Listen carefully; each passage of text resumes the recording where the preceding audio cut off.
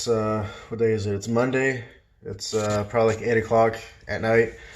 And I thought I'd just kind of update you on what I'm doing. I'm trying to get my ass in gear and pull the blown up motor out of the two-door.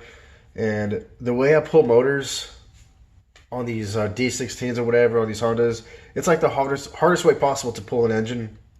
Because if you have like a hoist, or some people call them like cherry pickers or whatever, you can lift like the trans and the engine out from the top, like all together. You basically just undo the harness, the fuel, just undo everything and just lift it all up, straight up, out the top. But I'm still with minimal tools. I don't have everything to do it like the easy way, so I got to do what I got to do. And the first time I took a motor out of one of these cars, I dropped it out the bottom of the car. I basically just stripped it down and lowered it just like the short block. And that's what I did again in this case. But in order for that to work, you got to slide the motor over this way, and it'll hit the inside of the frame rail right here.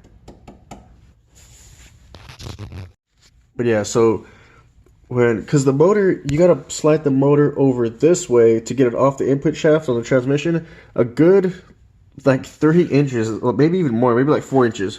And the problem is all the accessories and everything here, it hits the inside of the frame rail. Like the biggest issue is like the water pump sticks up pretty far, so this actually ends up hitting the rail. And also, there's a mount somewhere. What do I do with it? There's a mount right here. Oh, here it is. This guy right here.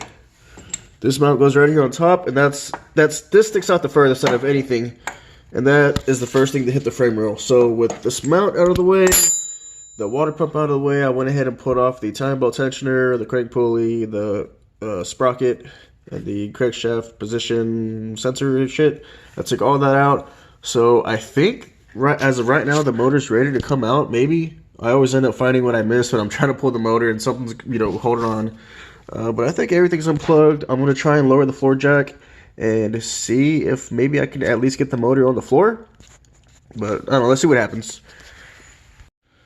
Okay, let's see what happens. Sometimes it comes down nice and easy, and sometimes it kind of just rolls off the floor jack and slams on the ground. But, let me glove up.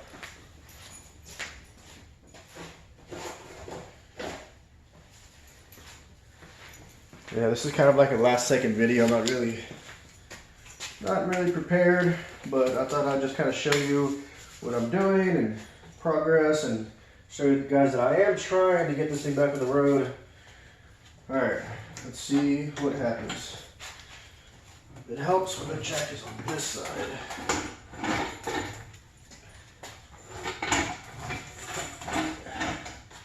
Okay.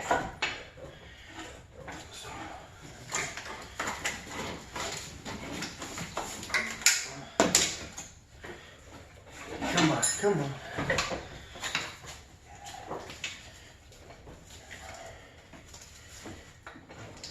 Okay, it's off of the transmission.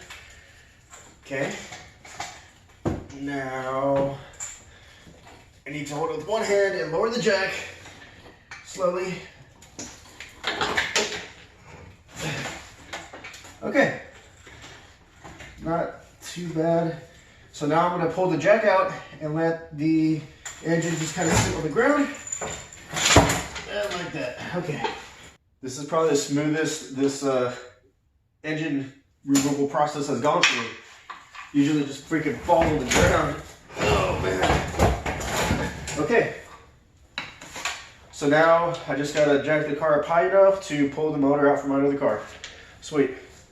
So I don't need a lot more room, just actually it might clear like that. Let's see.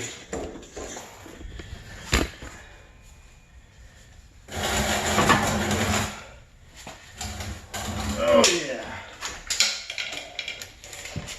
Now, I think the majority of the destruction was behind the block.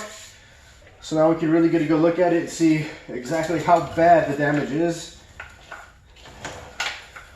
Oh my God. You gotta check this out.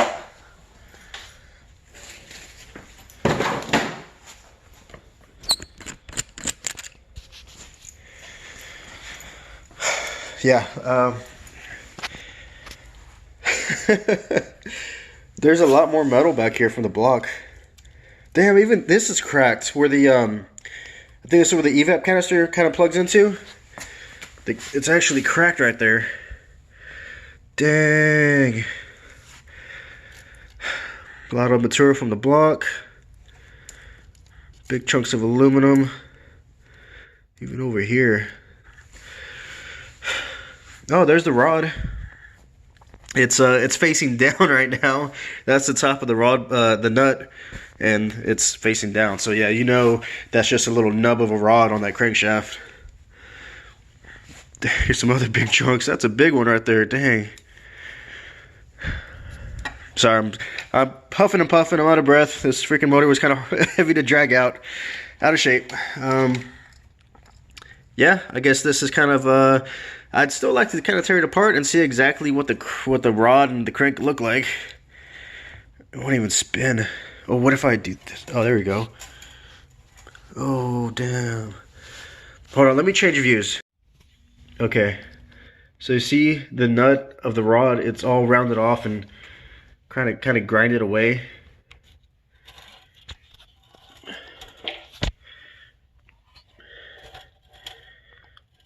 There it is. There's the end of the rod.